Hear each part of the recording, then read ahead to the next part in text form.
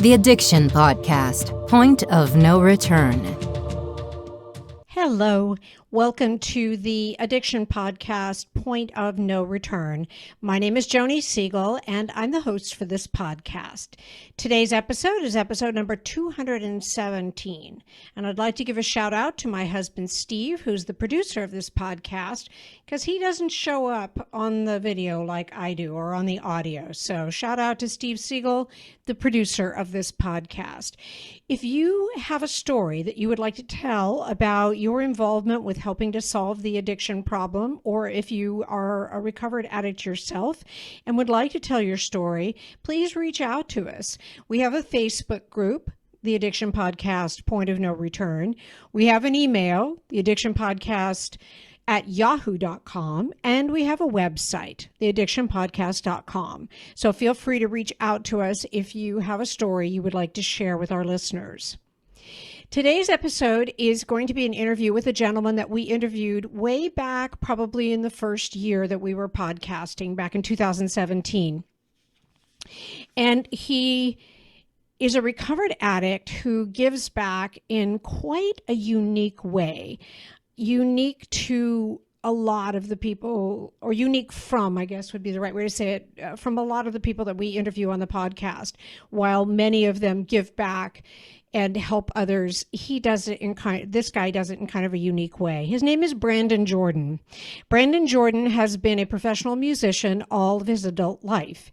He founded the infamous punk band KillRadio, Columbia Records, in 2002 and toured the world with bands like Green Day, My Chemical Romance, and Rise Against, until his drug addiction made performing impossible. He got treatment with the support of MusicCares in 2007 and has been sober for more than a decade. Now, Brandon brings the power of music to those in need through Rock to Recovery. He also engages in solo music projects and plays with the Rock to Recovery band Sacred Sons. I cut out a little bit of his bio because I don't want to give too much away. So without further ado, let's talk to Brandon Jordan. Brandon Jordan, thank you so much for being on the podcast again. Loved you when you were on before, and I'm glad you are willing to tell your story again for us. Thank you for having me again. Absolutely. So, Brandon, tell our listeners, how did you get started on drugs? What's your backstory there? My backstory with drinking and using, I said it before in the other podcast. I think it's worth mentioning. Drugs and alcohol are a big part of my story, but a big part of my family's story as well. My grandfather was a drug dealer, and he was in Greenwich Village, and he was selling stuff to, Peter, Paul, and Mary, and Bob Dylan. And he was quite a strange character, had a dark past, and I actually never met him because of that. Fast forward a little bit, he got my dad hooked when he was around 14. So my dad got hooked on heroin around 14 because my grandfather actually used him as a drug buddy. And so without, telling that part of the story, you wouldn't, it doesn't make sense, my part of the story, some of it. And so my dad, unfortunately passed away from a heroin overdose when I was 4 years old. And I want to tell some people the gory kind of details of his death. Because I specifically like telling the details of his death because it might help somebody else out. And in helping somebody else out, it actually gives my dad's death more purpose. And it gives it helps me make sense of it. So he left treatment a little bit too early because he wanted to, be closer with me. He was missing out on his life, and he left treatment too early, and decided to leave with some people from the treatment facility, and he wanted to go use one more time. And we know the story. He went to go use one more time, and he didn't know how right he was. He overdosed in the back of a car. And that car, instead of taking him to a hospital, took him and dumped him in a lawn and made a anonymous phone call to a family member and said, your son's dying on a lawn. Oh. And left. So those are the people we kind of run with when we make these connections sometimes, and we don't realize that they're very temporary. So he died in a lawn without somebody taking him to the hospital. And, so I was left fatherless at the age of 4. Wow. I also want to say, as a recovered, addict and everything like that, and there's a deep sadness and grief that I deal with on a daily basis.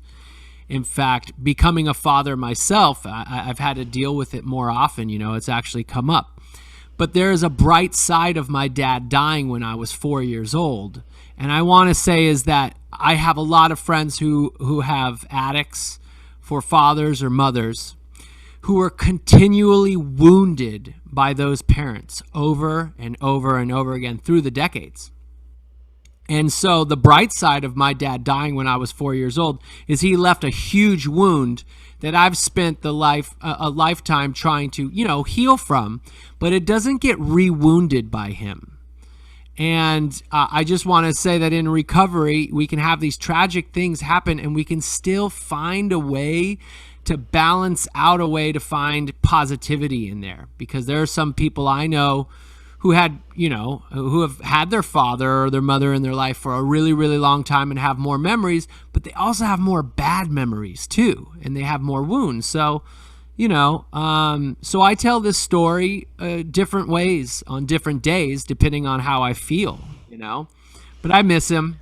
He loved me. He died at the age of 27, like the 27 Club, like, Jim Morrison, Kurt Cobain, Jimi Hendrix, all that, the 27 Club.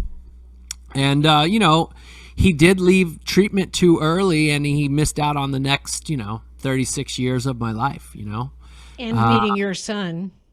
He doesn't know he has 2 grandchildren. Yep. And, for those people, and sometimes in treatment, I get it. You get treatment fatigue. And you're like, oh, man, we got to say the Serenity Prayer one more time. I'm going to, and the drill, and you just want to get out of there. But I've never really heard anybody share the opposite, like, hey, I got out of treatment like, 1 week too late. I had to stay 1 week too long, and it screwed up my life. I've never heard that story. I've heard the opposite. Point. Yep, very, very good point. And I remember one of the people that we spoke to on the podcast, a young man who kind of went the other way, with just wanting to do that last big high, and went the way your dad did, and he died. And it's just, it's not a news story that we hear. I don't. Anyway, sorry, I digress. Go ahead with your story. It is tragically normal, So long story short is I come from a long line of drug addicts and alcoholics, and there is recovery on both sides of my family. And so because of that, I actually didn't use drugs and alcohol for a super, super, super long time. I kind of knew there was already a thing in me. And we moved around a lot as a kid. So I would kind of find the troublemaker kids, and then we would move, Like I would find equal, partners that wanted to get into trouble, and then I would move. So I was kind of spared, going down the rabbit hole at a young age. And I didn't use drugs or alcohol until I was probably like 19 or 20. And I want to say that was around a lot of people who were drinking and doing drugs. And when I started drinking and using, I kind of went from 0 to psycho. Within 3 weeks, people are like, wow, you party way too much. And previously, they were like, man, you got to loosen up a little bit and party with us. And 3 weeks later, they're like, we can't party with you. And so, that makes me believe that there's something inside of me that gets turned on. And the part of me that gets turned on by the drugs and the alcohol is a thing that I can't choose to turn off once it's turned on. and I've lost the power of choice. And I understand on the outside, the people around me, around my addiction, thought I looked like the same person. And by all, they're right. And if I was pulled over by the police or whatever, I matched my ID. But on the inside, they don't realize that we have been hijacked. We have been hijacked in a lot of different ways. So, I'm going to stop you for a second because I think you make a really good point. And I also like that you bring up the fact that you lose the power of choice, because so often, we've talked about this before, people who are around someone who is addicted, they go, why can't he or she just stop? And the point is that once addicted, because you're talking physical, mental, spiritual, you don't have that choice anymore. Yeah, and and I understand it's really frustrating for the other people because we look like the same person, and it's really frustrating. It's really frustrating on the inside too, because I get addicted, and I look like the same person, but I'm hurting the people I love the most. So it seems like I don't love them. So it's really frustrating because I'm like, man, I'm hurting the people I love the most. I make promises and I can't keep the promises. And the most frustrating thing I want to say about my alcoholism, I don't want to speak for everybody else, but my alcoholism, my disease this is a technical term. It's a motherfucker. Okay. And this is what it does. This is what it does. I wake up in the morning and I want to change. And it says, Brandon, you can change, man. You know the difference between right and wrong. You were raised better. You're hurting. You're not just hurting yourself. You're hurting other people, and other people are suffering because of this. And you can change, okay? And you got this. And you're strong enough, and you've been raised smart enough, and you have it, okay? And you can transform your life. Now, here's what I want you to do. I want you to start tomorrow. Because, you got that thing later on today and you're going to be really stressed out. And, you stepped on that grape in the fridge, and, earlier. But you got this shit. But I need you to start tomorrow. You can't start today. Today is not the day. And we start the mañana plan. I call it the mañana plan. I'm going to change tomorrow. And see how subtle of a quote unquote motherfucker it is? Yep. It tells me I am strong enough. I just have to start tomorrow. And those tomorrows start piling up until I stop even lying to myself. I crossed that line. You were guys, the point of no return. Point of no return. The point of no return is when I just stop lying to myself. That's one point of no return. I wake up in the morning. I'm like, today I got this. Blah, blah, blah. I'm like, shut up, dude. You don't have shit. And you're today is going to be like yesterday, and I'm going to use, and there you go. And I'm done lying to myself. I know I'm not playing a game anymore. The game has got me. And typically, hopefully, that is kind of the trajectory to like treatment or a fellowship, or hopefully I do not have this because I'm done lying to myself. And there's some worth in not lying to yourself anymore. Like yep. I'm not trying to be sober today. Right. I didn't slip up. I just don't give a fuck anymore. Yeah. I've lost all hope. And so one of my points of no return, and I tell my story in not a logical, not a sequential, linear storyline or anything like that. And I'm sorry about that. It's hard to talk about your life, especially on these podcasts, but I will try and fill in the details. But the point of no return, for me, there was a couple, but the one that really, really jumps out is when my mom called me, who had buried her husband, and called her only son. I'm an only child from Los Angeles, native, filling in some of the details, I guess. And she asked me, I'm not calling to ask you or to give you any sort of advice on how to live your life or anything like that. I've accepted how you're living.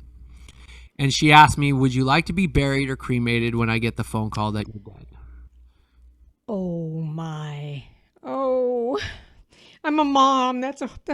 Oh, wow. Yeah. And but here's the cold-blooded part about it, Joni.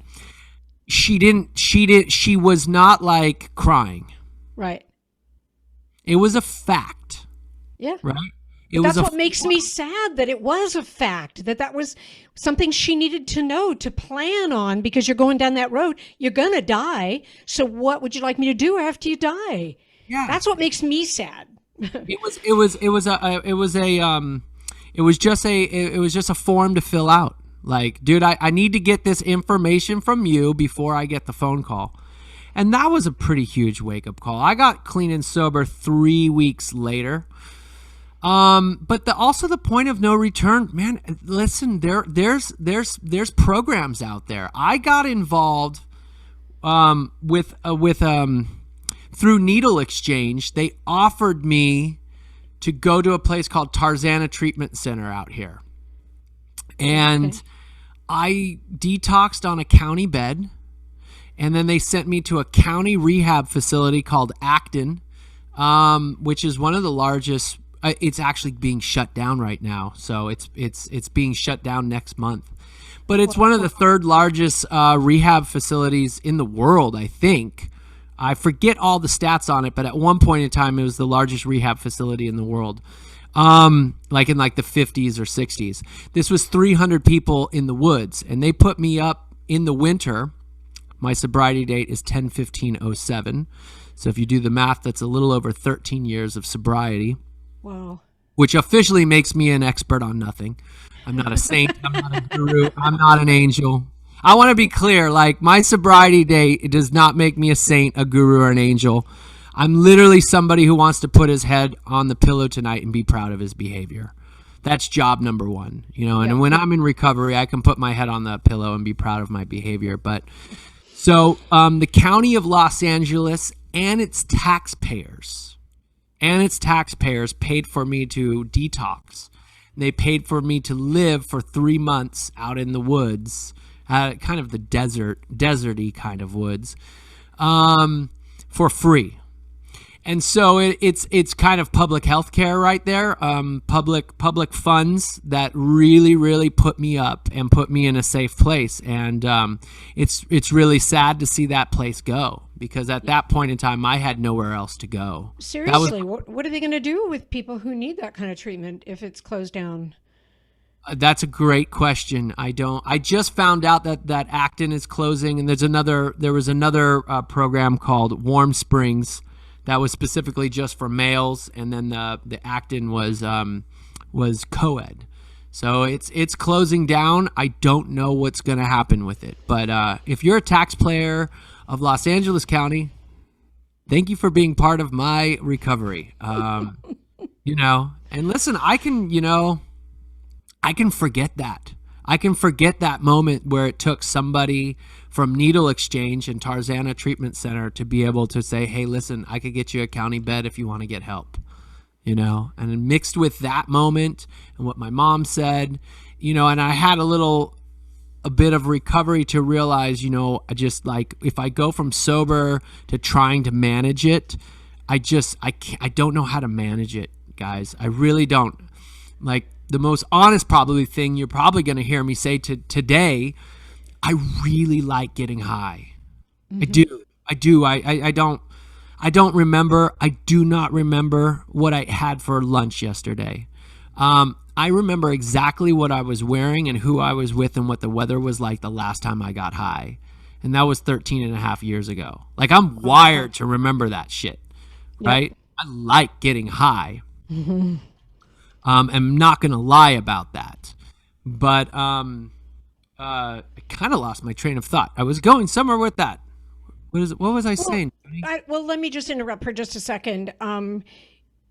Were you already like a rock musician when all of this happened, and you went to the Tarzana Treatment Center and then ended up in Acton? Yeah, I was. What my blunt question is, didn't you have money to be able to afford to go somewhere else? There's my blunt question. I didn't, because I wasn't a successful musician. On the outside, I signed close to $1 million record contract, but that doesn't mean you necessarily get that money, That's right. Yeah. And as with Columbia Records, my band is called KillRadio. We have refounded or reconnected in my sobriety, and next year we will be going on 20 years of being a band. Wow, that's fabulous, Brandon. It'll be our 20-year anniversary next year. Way and cool. We all still like each other. Even better. That is a direct result of recovery. I will tell you that much. But you were like a performing musician when you had to go into treatment, right? The band had broken up like 6 months earlier. Okay. Yeah. So there was a lot of finger pointing, a lot of bad blood. And friendships have been frayed, when you're sleeping next, this is what they don't tell you about in MTV when you grow up on MTV and you want to be a rock star. When you're sleeping next to your friend in a van smelling his farts for like 9 months of the year, man, does it hurt your friendship? Because afterwards, I just don't want to see you for a decade. God bless you. But you did just say you guys are still friends, so. Yes, we are. Yes. We got the chance. We got a chance to do that, to reconnect. But I'm telling you, that's because of recovery, and that's because I had to go back to some of my friends who I played music with and make amends and be like, wow, I really was a jackass, And but KillRadio had some success. We were poised to make it into that stratosphere. There's a difference between popular and famous, and we went into the popular zone. And you can be popular and not make a cent nowadays, because if you most of people listening to the podcast, I want to ask you, what's the last album you bought? And you'll say, I just stream it, and I'll tell you that's why I had no money when I went to rehab. Yep. The industry, for better or for worse, there's a great music coming out, but the industry, for better or for worse, it's not the right way to make money as it was back in the day, Yep. And we were signed to a record company. We were not independent at that point. We were signed to Columbia Records. They didn't want to put out the second record, and in falls everything, Right. So I kind of feel like a guy who was like on the Lakers for like 2 or 3 years, but he rode the bench. You know what I mean? I was not a starter. I've opened up for, really big bands like My Chemical Romance and Rise Against. We were in the political punk rock world, and Coheed and Cambria, and we even played a show with Green Day once. They were really cool experiences I can talk about. But we were the guys at the very, very end of the bench, we don't need you on the team anymore, And you lose the record company, you lose the manager, you lose the booking agent, and then it's just 4 dudes kind of like left out in the woods, and you're damaged goods in the eyes of the industry. And then what's going to make that pain go away? Yes. Calling that dude and just feeling like you're somebody else for a couple hours. Yep. And my drug dealers sold me an escape from the disappointment of my record company dropping me, and my friendships and my creativity dwindling, and they sold me an escape from that. You are listening to the Addiction Podcast, Point of No Return. For more information on the podcast, or to reach out if you have a story you would like to share with us, go to our Facebook page by the same name, or you can email us at theaddictionpodcast@yahoo.com, or go to our website, theaddictionpodcast.com, or call us at 727-314-7080. And please remember to subscribe to our podcast wherever you listen to podcasts, and give us a 5-star review. sometimes. The hardest thing about getting someone into recovery is getting them to agree to treatment. Bobby Newman, a certified drug counselor with 30 years experience and an over 85% success rate as an interventionist, has created a series of 12 videos that you can use right now to learn every step to get your loved one to agree to treatment. Call 1-833-918-0008 today and say the word podcast to get a 10% discount. Or go to newmaninterventions.com and type in the word podcast for a 10% discount. This service comes with a free 1-hour consultation with Bobby. So you said something a little bit earlier, and I'm going to say this: very, very well done on 13 years plus being sober, because I know that it is not easy to do that. And I think you said something like, okay, so once you're done with treatment, then what? Like what then has to happen, to keep you sober and help you in your recovery? What did you find after that? Well, I went into a fellowship and I found some people who I trusted and who really, really helped me create a routine in my life. Okay. And they gave me an opportunity to have a routine. And, in Los Angeles, it was very, very easy to find fellowships or a fellowship to get a part of. There were very cool, creative people as part of that, and I connected with them. And I want to say the fellowship I personally joined, it wasn't whether people liked me or not. It was whether I was willing to ask for help. And to this point, I'm still part of that fellowship, and those people, I help people all the time out that that are strangers. I don't even know if I like them or dislike them, but I'm just willing to help them. And I know there was people out there that helped me that didn't even like me, because there's kind of a primary purpose once you get a part of these kind of fellowships, and it's like we put aside all the other differences and we try and help that individual who's struggling put their head on the pillow at night and be sober. And the power behind that sort of primary purpose, because there's so many things dividing us, the power in that primary purpose, I've seen people that cannot get along on any issue other than that one still focus on that issue and set aside everything else.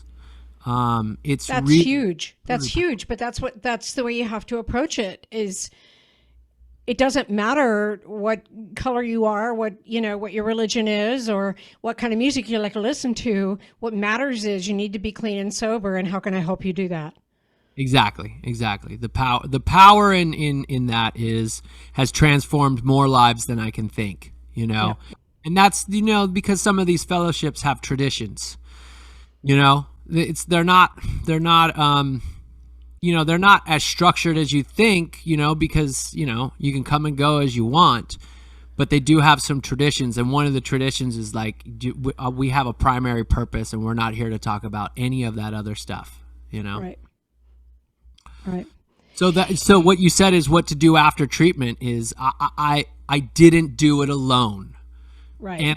And I have a crew of a bunch of people.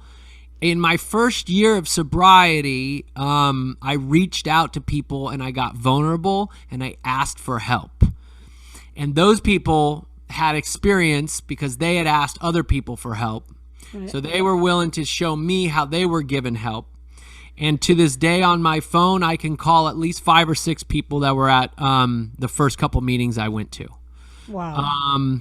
And those people, to this day, if I told them I needed their help and I was in a bad place, they would drive to my house immediately and drop what they were doing to help me out, because they know how hard I work for this thing and how important it is to me, and they know how sick I am. Don't get it twisted. They know how sick I am and how dark I can take it. So those people are very important to me. Absolutely. Brandon, how did you find Rock to Recovery? Rock to Recovery. Well, I'll give the thing. Rock to Recovery is a company that was started on 12/12/12 by my good friend Wesley Gear, formerly of Korn and Head PE. In the in the rock and roll world, those are huge names. Now he wanted to give back and create a different musical experience for people in treatment.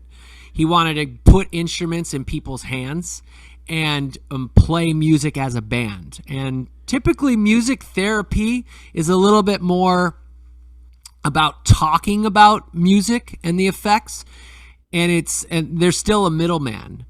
And Rock to Recovery was about cutting out the middleman and getting people to play music, non-musicians and musicians, to play music and get the healing transformative power of playing music into treatment. Okay.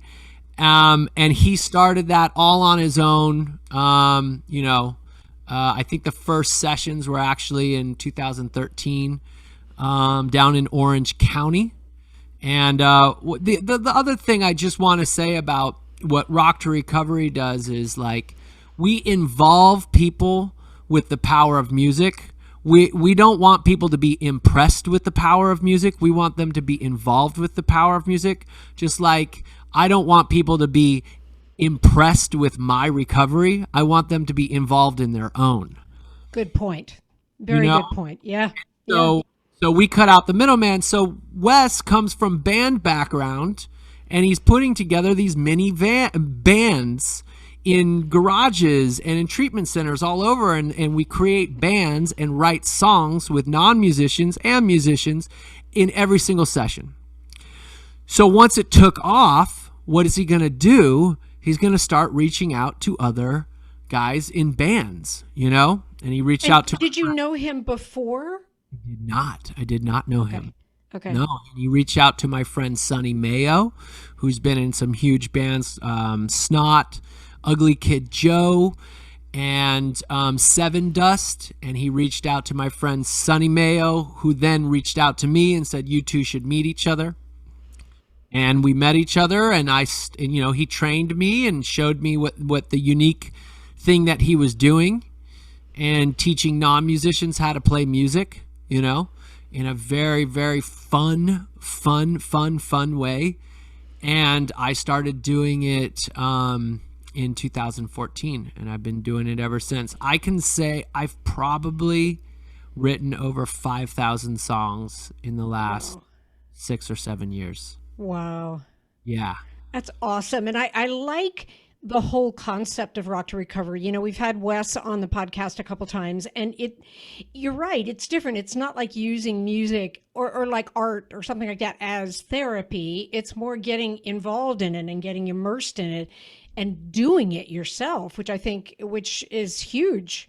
It gets into the whole creativity aspect of it. And when you think about it, to maintain your sobriety and your life in recovery, you got to get kind of creative about it. Yeah, absolutely. You're right, Joni. And it's the action of playing the music, not the talking about what's cool about music. Exactly. Or just listening to it. Yeah, music is very healing, and the thing is, whether you're a musician or a non-musician, it fires off more brain activity than almost anything else you can do in life. Number one top dog. You can go check Dr. Google on me on that one. Let's go serotonin, dopamine, oxytocin. And those three chemicals, help connect neural pathways. And I think, here's one thing I want to say about Rock to Recovery. We've tapped into something that people already know, but they didn't realize they already knew it. We're reminding people of some stuff that they already know. For instance, my mom is not a musician, but I've seen her before. We're listening to a song, and she looks down, and her toe is tapping on the ground. And she's like, damn, that is my toe, but I don't remember telling my toe to tap to the beat. And it happens to me all the time. I mean, the world's most famous drummer, I think, is the two thumbs on the steering wheel. You know what I mean? Mm-hmm. And there are a billion drummers out there in the world. When they're stuck in traffic or whatever, you find the groove and you're like, bit, bit, bit, bit. I mean, this is the most famous drummer in the world. And I think what that proves is people instinctually in their bodies on a primal level, your body knows music is good for you. And your body knows music is something to involve yourself with. Not to impress yourself, to involve yourself with. And so if you've ever had that moment where you're involuntarily tapping to the beat or humming all of a sudden, your body is reminding you this is a good thing. Yep. No? Yep. And I would also say that music is a wavelength to a great degree, and that wavelength is not too dissimilar from the human soul. Just saying. So there's that going on as well. Okay. I'm into that. How did you get, I know that you have been doing the same type of music, I don't want to say therapy, but doing the same kind of music recovery, if you will, with veterans. How did that come about? Because they're not necessarily recovering addicts. I mean, it might be, but. Yeah. Well, I would say just to piggyback on what you say, I would say what we're doing in these sessions is we're team building and moving energy, and we're writing songs. Yeah. There's those three things. We're writing songs, we're moving energy, and we are team building. Because again, that's what that music at the center allows us to do that. And then we're allowing people to actually create feel-good medicine in their brains. Those feel-good chemicals that I mentioned before. Yep. You mentioned that I've been working at the VA hospital, specifically in the VA hospital for 5 years, but for the last year it's been on Zoom. Everybody knows why. And I don't know the stats. I think we've written close to 300 songs. Wow. With veterans at the VA hospital in Brentwood. And specifically, I've worked with some people, who were homeless in the bushes over 5 years ago. How did that work? How do you work with someone homeless in the bush? Tell that story. Well, they were homeless in the bush, and then they check into the VA hospital to detox. I was going to say, you weren't in the bush with them writing the music. That was no. Well, when it comes to playing music, there's no electricity in the bush. But inside the building, once they check into the building, they're detoxing. They're coming off of whatever substance they're using, and we would get together every single Friday night, and we'd start writing these songs, and we just left the door open because it was at night. We could just leave the door open, and the music would drift out into the hallway. Mm-hmm. And you just start to see these people. It's kind of like a field of dreams kind of thing. We put up some flyers and whatnot, and we work at a lot of different veteran centers and at a couple different VA hospitals. But this was the first one we did, and at the VA hospital, and people just started floating in every Friday night. And to this day, I've been doing sessions with some of the same guys for over 5 years. And that some of those guys that were living in the bush who are homeless have come into the group, stayed clean and sober, have written all these songs together. We have a personal relationship. And I've seen them go from being homeless in the bush to now getting custody of their children back, having a permanent, residence where their mail is sent to. They're honorable people in our recovery community as well as in their veteran community. And to the transformative, they've transformed their life from being homeless to having the court say you are of sound body and mind to have your children back. Wow. That's huge, Brandon. Because you said you have 2 kids. I do have 2 kids. How old are your kids? My son, Vale, is 3 years old, and my daughter, Arrow, is 6 weeks old. Oh, congratulations. I didn't know. I knew you had a son because I've seen it on social media, but I didn't know about your daughter. Yeah, she doesn't post that much on social media yet, Okay. Okay. Well, she She'll will. figure out that she has arms and a thumb and a hand and all that, She's a cutie pie. Yeah. And shout out to my wife for being a superhero. My wife is the superhero right now. Absolutely. Two little ones like that. Yes, I can relate. I raised two boys. Yes. How long have you been married, Brandon? 5 years. Okay. Cool. 5 years. Yeah. Awesome. Awesome. Brandon, I cannot thank you enough for taking the time to talk to us. And it is such a great no holds barred story. And I think also that some of the ways you put it, I think is going to resonate with our listeners, whether it's an addict or whether it's a loved one of an addict. I just think it's going to resonate with people. And I really appreciate that you're willing to share, the down and dirty and the not so pretty parts. How do people get a hold of you or how do they contact Rock to Recovery? How does that happen? How do they do that? There's a couple different ways you can contact me. I mean, I'm on Instagram at Brandon Jordan LA. You can find me there, or on Facebook. You can find Rock to Recovery at Rock to Recovery. That's TO Recovery, not the number, but at Rock to Recovery. We're also on Facebook, rocktorecovery.org. And then one exciting thing I failed to mention is we, as Rock to Recovery, have written a book, and it is coming out in August. Oh, wow. Yes, there's so much to talk about. Yes. And the book is coming out in August. It was just finished with our PhD, Constance Scharf, as well as Wes. They co-wrote the book, and there's 18 stories in there. I think 6 of them are musicians, 12 of them are non-musicians. They're all personal stories. It will be in bookstores, on audiobook, and you can get it whenever. And do you know the title? Does it have a title yet? It's called Rock to Recovery. Oh, okay. Yeah, it's Led Zeppelin called the first 4 records Led Zeppelin,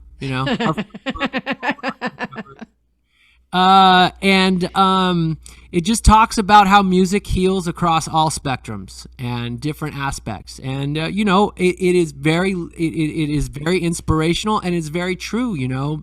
Some people don't realize in Rock to Recovery we have 13 guys uploading over 500 songs a month.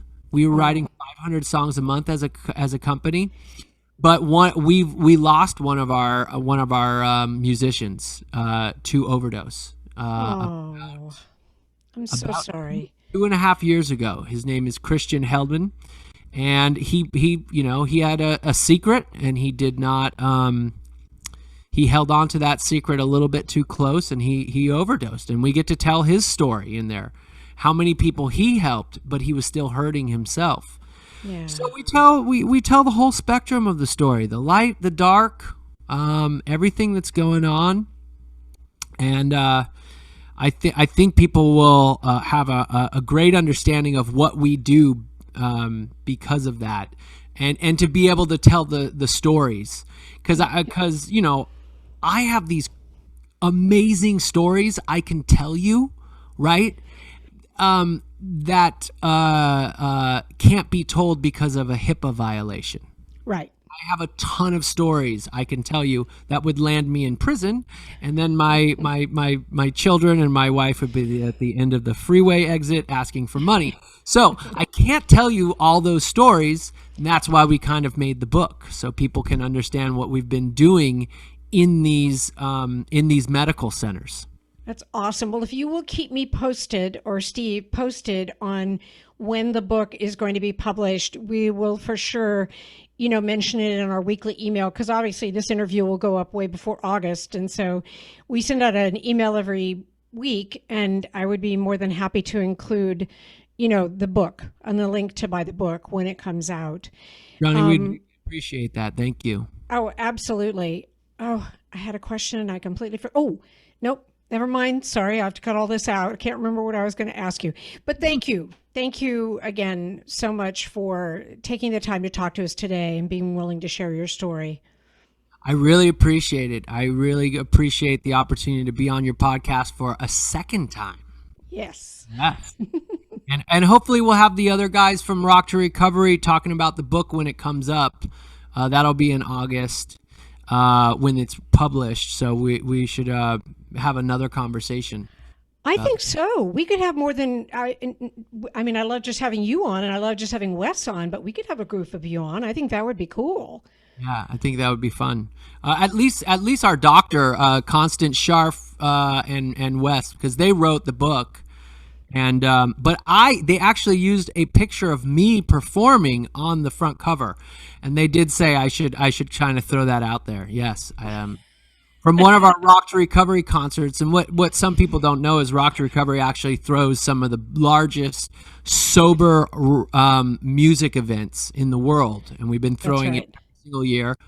Not last year, of course, but our concert is coming up on September 15th, assuming, everything goes according to plans. And so the picture on the book is actually of yours truly jumping off a drum set. I have quite a way of performing. My last name is Jordan, so I like to get air when I'm on stage. And man, I look so cool on this front cover. I gotta say, humbly, I look so cool on this front cover because I'm jumping off something, and somebody, I just look like I'm soaring in the air. And it's such a cool shot that this photographer got. Thank you for shooting it. And it was a no-brainer, I think, to use it for the front cover. I love it. I remembered what I wanted to ask you. You mentioned that there are hundreds of songs being uploaded. Where do they get uploaded to? Is there a YouTube channel, or are they just on the Rock to Recovery website? That is a great question. It gets uploaded to SoundCloud. Oh, okay. Which is also linked on our website page. Okay, you can perfect. find the music. And most importantly, the people in our sessions who write the music can then access their songs, and they listen to them while they're in treatment, when they're in the druggy buggy driving to wherever they're going. They listen to their own songs. You know what I mean? And it gives them a sense of accomplishment and completion that a lot of people haven't had in a long time. A lot of people have started a lot of things, but we give them an opportunity to feel, to listen to the song, and it gives them a sense of like, I hit a mini little finish line. Yep. Yep. And so they've put in the sweat, so they should be able to see the benefits of it. I think that's huge. Huge. Yeah, so it's SoundCloud.com, as well as there's an app called SoundCloud. Perfect. Thank you again, Brandon. I love your story. I can't wait for our listeners to hear it, because I know it's going to resonate. Thank you, Joni. Thank you so much. I hope that you got something out of that interview. I know that I did, even though we had Brandon on the podcast before.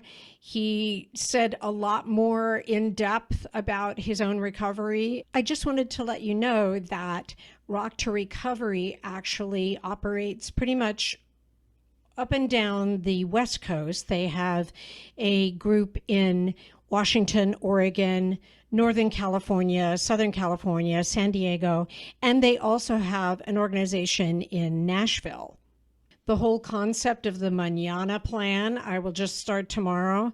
It's huge, and I hope that it resonates with someone. And my message to you is, don't wait till tomorrow. Do it today. Whether it's you getting into treatment or you getting a loved one into treatment, that Mañana plan is never going to work. Do it today. We'll talk to you again next week.